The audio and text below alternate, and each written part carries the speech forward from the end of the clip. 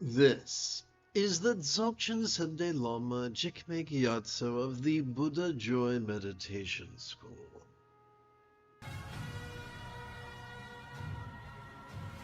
This is Ahsoka Tano Thursday early. Come, let us meditate like a Jedi. After we chant the fourth quarter of Pahe Vajra's vast expanse of Vajrasattva.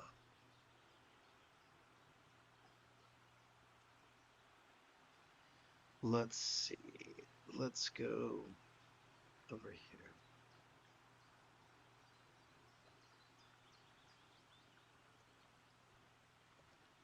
Together.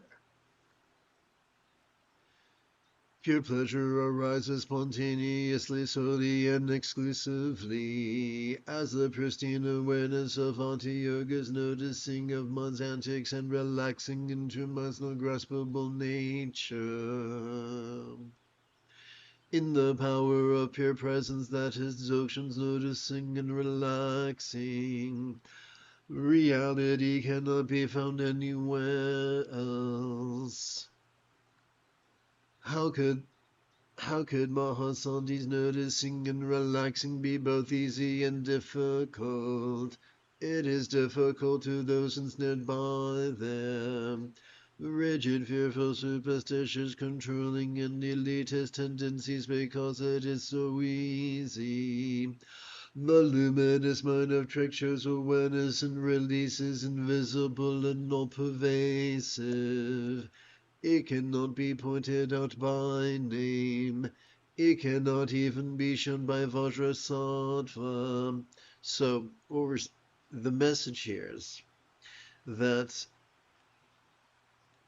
the key to enlightenment is cooperating with our autonomic nervous system's tendencies to notice and relax in harmony with our inhalation and exhalation. There is no substitute for that. Belief is not a substitute. Philosophy is not a substitute. Cliff's Notes are not a substitute, even if you receive them from a real or imagined celestial entity. Together. This marvelous, miraculous display of awareness, vulnerable, passive, visceral, random, and fleeting, undirected, free from undirected, free-form-like space, arises momentarily, spontaneously, even out of amorphous bewilderment. So, Sturgeon's law reminds us that 90% of everything sucks. That 90%, in a word, is patriarchy. Since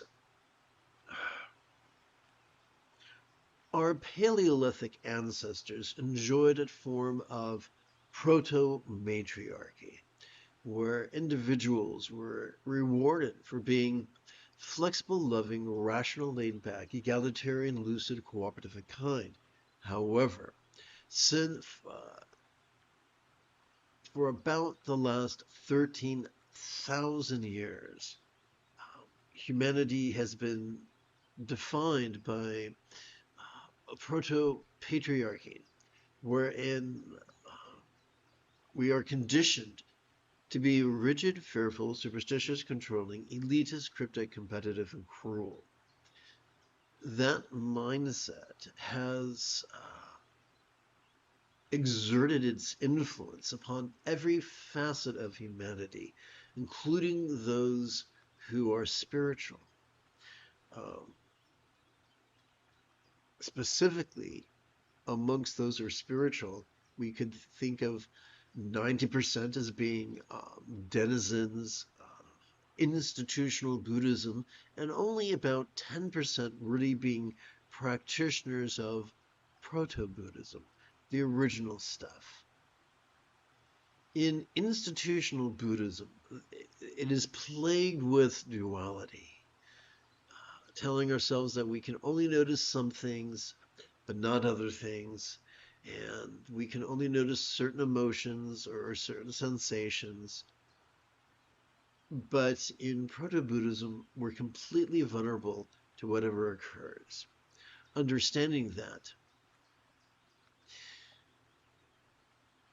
that which we notice during our inhalation is released viscerally as we relax during our exhalation. Therefore, we have the same antidote for everything, whether that which we notice is lucidity or bewilderment, whether that which we notice is precise or ambiguous. The antidote is the same. We relax as best we can during our exhalation. You see, the Buddha taught in the second to the last passage of his discourse on the four bases of mindfulness that one could master his path in as little as 7 days. This is an easy path. We're not being asked to stop thinking or feeling or remembering or emoting. We're simply being asked to take a relaxing break from our exhausting habit of actively fighting against our own autonomic nervous system and instead cooperate with it in a way that helps us to use all the organelles of our central nervous system in the most sustainable way. Let's continue. This is the all-inclusive modality of Hatha Yogas, awareness of mind's antics and release into its non-graspable nature. That is the effortless function of our autonomic nervous system, which is naturally present in all sentient beings. In this storm of blighting delusion, we call for medicine as if from afar, although mind's very nature to notice and relax is the cure. So going back to here, the seventh enlightenment factor is equanimity. A figurative view of equanimity is to have the same antidote for all human experience. What is that antidote? Noticing and relaxing. Together. In the field of ordinary experience lies pure pleasure, itself the pristine purity of mundane existence. In every inhalation's awareness, finite light like perceptions coalesce. And with every exhalation's relaxation, boundless space is established. Out of our inhalations, nebulous rainbow light like experience of dread, desire, delusion, jealousy, and pride. The 5 Buddha families like distinctive qualities of mirror-like wisdom, discriminating wisdom, pervasive wisdom, all-accomplishing wisdom, and equalizing wisdom appear as we relax into our exhalation. What the hell does that mean? Simply this. As we relax into our exhalation, whatever dread or aversion or hate or fear we might have noticed during our previous inhalation could feel as if it was melting into the simplicity of mirror-like wisdom. So once again, one antidote for every situation. Let's continue. Likewise, just like particles vibrating yet unmoving, like horses jumping and leaping, Lord Vajrasattva, the archetype of simply noticing and relaxing, generates a loving and deeply centered spontaneity as common as our 5 elements.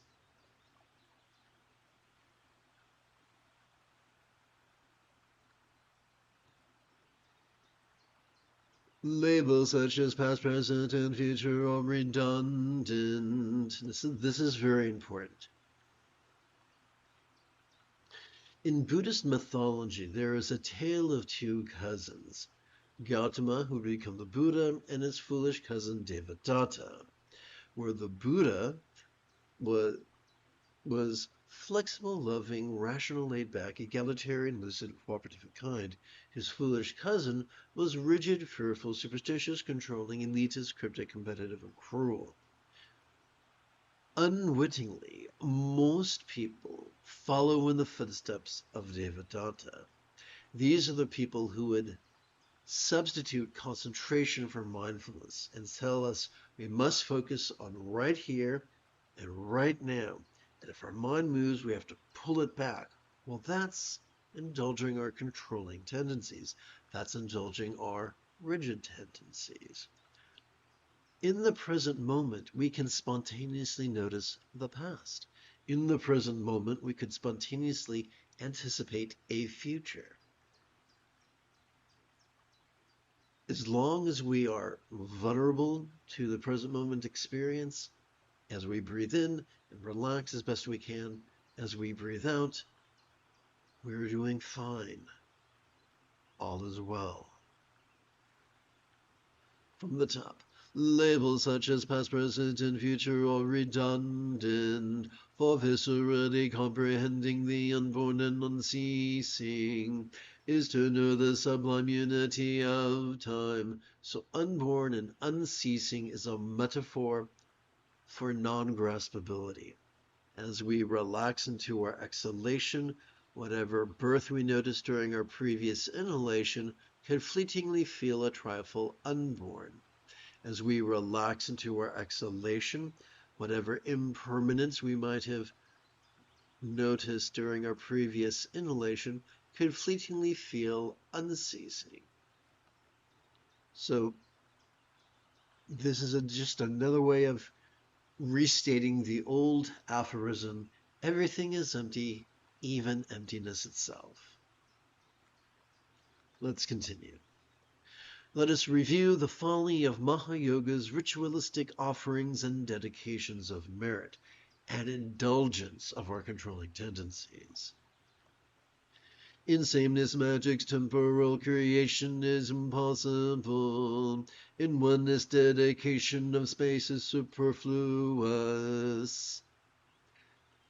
The naturally occurring offerings of adoration to an archetype dualistically defy the improvement that come from passively cooperating with natural perfection. The spontaneity preventing any contrived dedication of the offering is naturally pure. The universe thought of as a spontaneous offering is already ambrosia. So there is a ritual practice known in Tibet as Cho. And what you're supposed to do is first rehearse your own death by energetically gathering your energy to the top of your head as if you were ejecting your mind out of your body. Then you were supposed to look at your body as a cadaver and then pretend you are chopping it up, heaping it into a vessel. And in that vessel, your remains are purified, transformed into a bliss-inducing nectar, and multiplied to become as big as the universe itself. And many people say, ooh, this is very special. Ooh, this is very powerful. No, it's not. It's just an indulging in fantasy and in controlling tendencies. The very act of noticing and relaxing in harmony with our autonomic nervous system so calms our amygdala, the seat of anxiety and aggression, and so stimulates our anterior cingulate gyrus, the seat of empathy, that we automatically practice the essence of morality, which is simply loving kindness. To the degree that our choices and utterances and deeds flow, not from contrived, not calculations, nor from wild scatterness, but instead from love's deeply centered spontaneity. That is the ultimate offering. To viscerally, spiritually, lovingly go with the flow. Let's continue. A specific sense in its consciousness are indivisible, and Ati Yogas noticing and relaxing, which are the highest samadhi. Our intending intellect is the giver, and the spontaneous arrangement of natural offerings lies in the power of awareness's gaze. The city powers natural to clear seeing, all the fruit of noticing and relaxing's complete meditative balance. Again, we're being told, the ultimate offering is simply to practice the Buddha's teachings. And all the magical attainments we desire, be they ultimate or conventional or real or imagined or literal or figurative, take care of themselves. Together. A flash of awareness is Kuntu Zangpo's tantric union, and blissful satisfaction is a commitment of or Samaya's tantric vows. So, we don't need to exhaust ourselves finding the optimal tantric partner. For the ultimate tantric union is simply the act of vulnerably, passively, viscerally, randomly, and fleetingly noticing perceptions, emotions, intentions, thoughts, memories, and imaginings.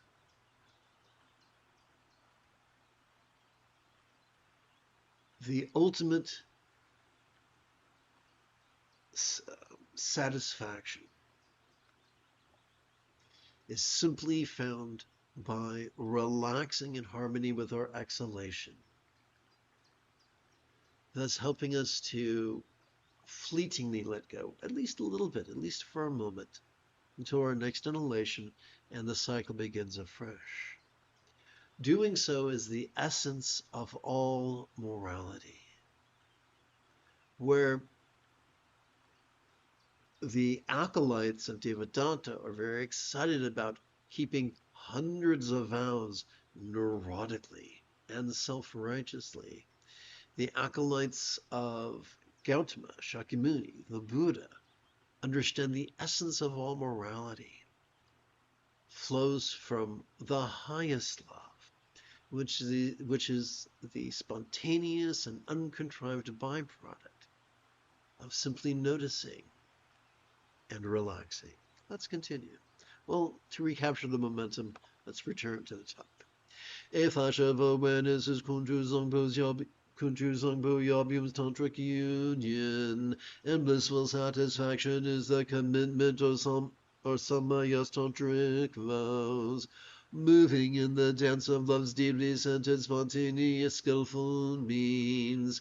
Non-dual union of noticing and relaxing is the ultimate offering. Not everybody is wise. Not everybody is noble. Some people are greedy and manipulative, and they just want to fleece the flock and ensure that they receive lots of donations from their students. But that's not the job of a Lama. The purpose of the outer Lama is to introduce the student to the inner Lama, which is simply their autonomic nervous system's capacity to transformatively notice, and relax.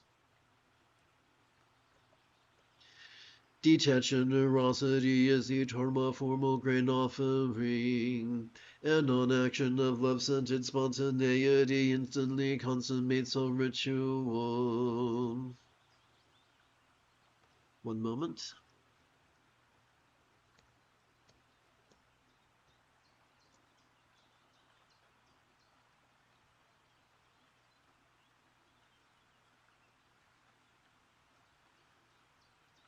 When I was preparing to get married, my fiance, whose father was from Bengal, explained to me that in her culture, people made offerings be during a wedding to the poor in a way of in the hopes of generating good karma, if there is such a thing. But that's not love. That's performing a transactional ritual because one fears bad karma and craves good karma. Remember, the highest love is the spontaneous and uncontrived byproduct of noticing and relaxing. Detached spontaneous generosity is the Dharma formal grain offering, and on action of love-centered spontaneity instantly consummates a ritual. This non-action has many names. Some call it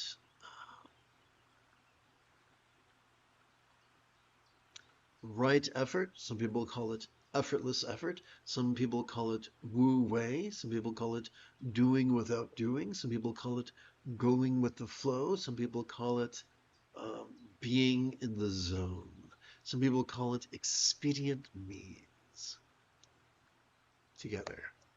A conjure of the pristine awareness, which is simply noticing and relaxing, dissolves obstacles. And unspoken meditative balance is the hymn or mantra of praise. What is the ultimate mantra? The silent practice of noticing and relaxing in harmony with our breathing. Veneration of the Lama, generosity, and all such so-called meritorious activity become a serious bond when enacted without awareness and releases imperturbable spontaneous detachment.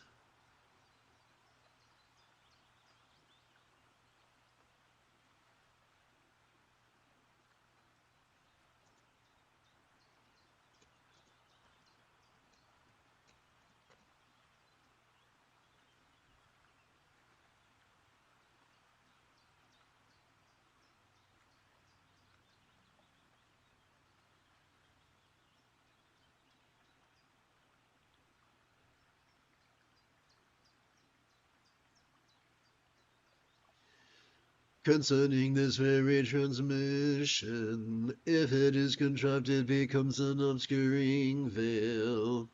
If superstitiously conceptualized, its reality can never be achieved. We cannot think our way, or believe our way, or ritual our way to enlightenment. But we can notice and relax our way there in as little as 7 days.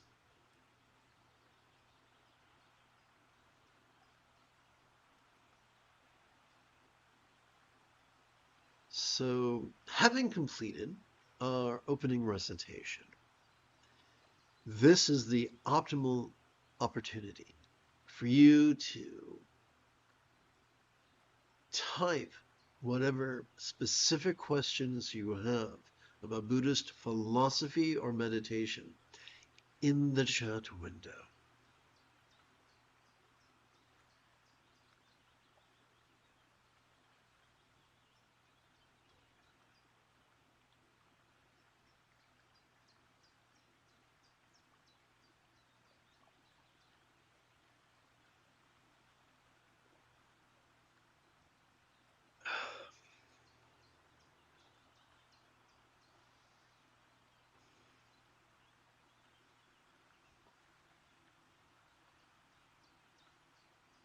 Pardon me.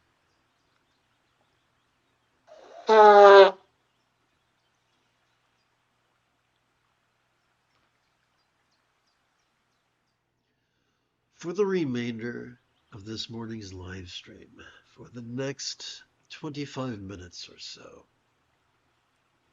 let us sit and breathe and watch mind's antics and relax into their void nature.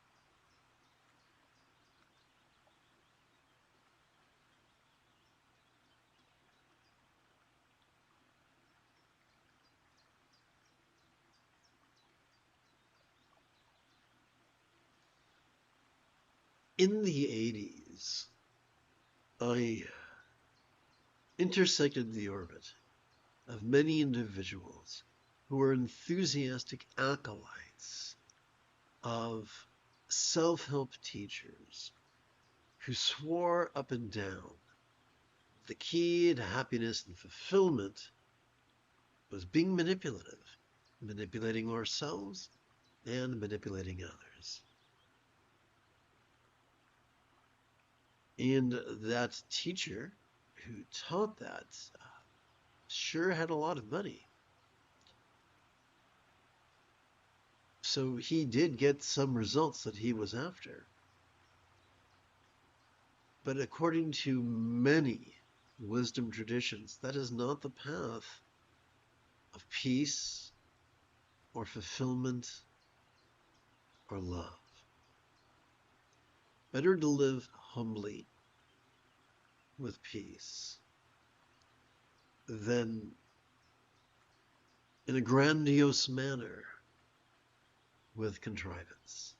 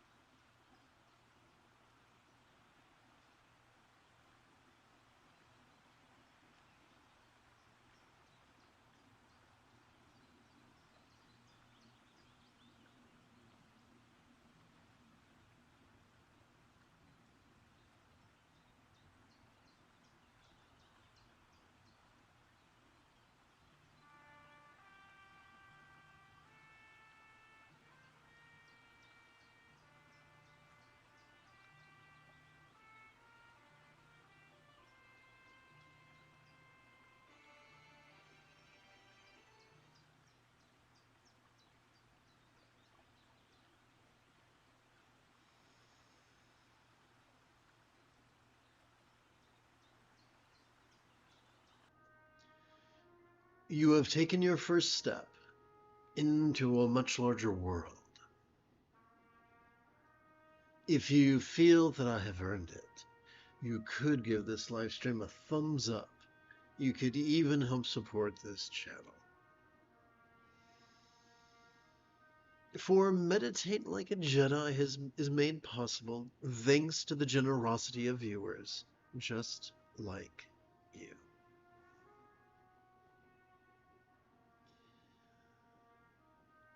In approximately 11 hours, I would very much like to return to lead today's dusk recitation and group practice of meditating like a Jedi.